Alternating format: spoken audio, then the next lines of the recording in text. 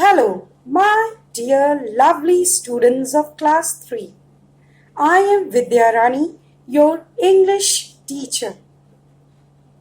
Welcome back, children, to the second part of chapter 3, Safe Again.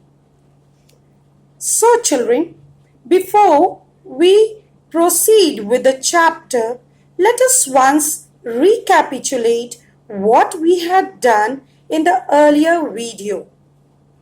Like I had told you in the earlier video, I had explained you about this chapter that it is about a bird windower, which tells its story when it has taken birth along with his brothers and sisters. It used to live happily with a family and mother bird and father bird. His parents used to take care of it. Okay? And the nest was in the wall of a school. A hole was there in the wall of a school, and there mother bird and father bird had made a nest, and in that nest this windower along with his brothers and sisters used to live. Now, windower started growing faster and faster, and his parents started training them along with his brothers and sisters. His parents started training them up for flying. Okay, children?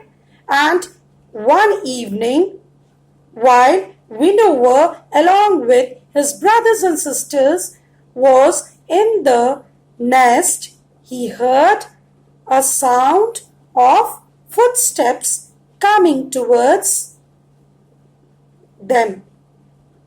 Now they got frightened and started making noise.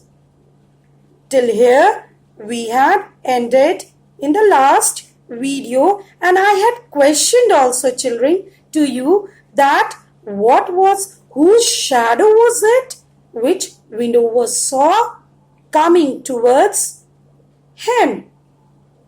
What shadow was it? Yes, children, you are correct.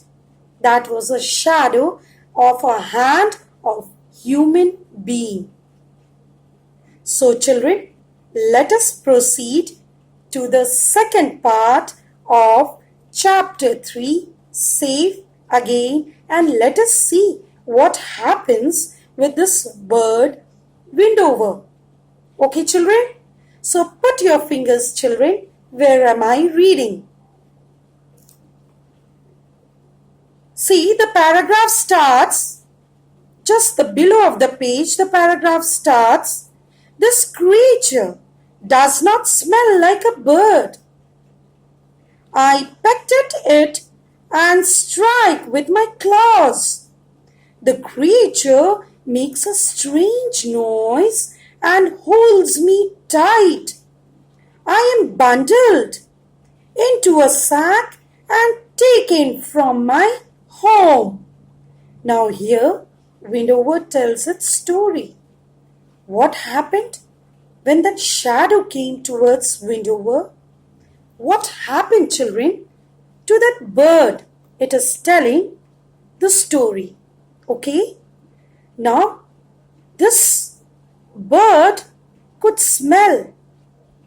That smell coming from that creature was not smelling like a bird.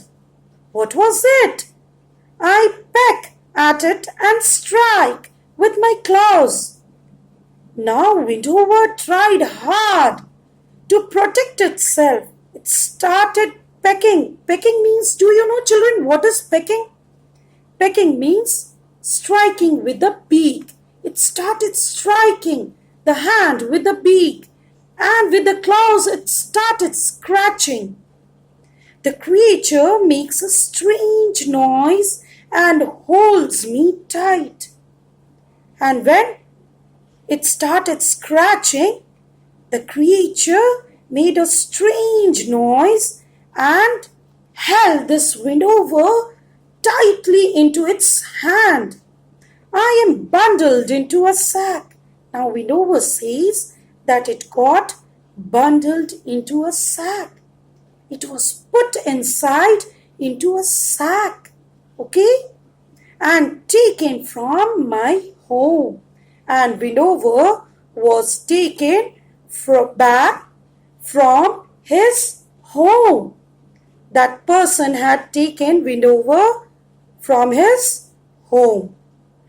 After, now just put your fingers, where am I reading, children? Just turn the page, okay? After a while, someone opens the sack. I am dazzled by the light. I try to fly, but crush into a strong bars and fall in a cloud of feathers. Okay, children? Now here Windover says that after a while, the sack was opened, it came out and was just dazzled, okay, with a strong light, like it was kept in the sack and it was all dark inside. When it came out, it got dazzled. Its eyes kept on opening, seeing that light. And this Windover tried to escape from there, started flying, but couldn't fly, children. Why? Because its feathers were crushed into the sack, into a straw, and later on it was put into the bars, into the cage it was put, and fall into the cloud of feathers. All feathers started falling from its body. Okay? Where is my home? Where are my parents, my brothers and sisters? Where is the sky? Again and again I throw myself against the bars and fall. Okay? Now this Windover started questioning itself. Where is my home? Where are my parents? Where are my brothers and sisters? It started feeling lonely, children. It had been put into the cage. You can understand the feeling of the bird, which was free in the nest, and now it had been put into the cage. It was feeling very miserable, okay? And started questioning that where is his home, where is his brothers and sisters. He couldn't imagine his life without them. Where is the sky? The sky he couldn't see. All thing what he could see was the cage, okay? Again and again I throw myself against the bars and fall. Questioning all this again and again, it strikes against the bars, tries to rescue himself, tries to free himself, but he couldn't, and he fall. Then I heard a voice say. Then this Windover heard a voice saying, what, children? I want you just for myself, my friend.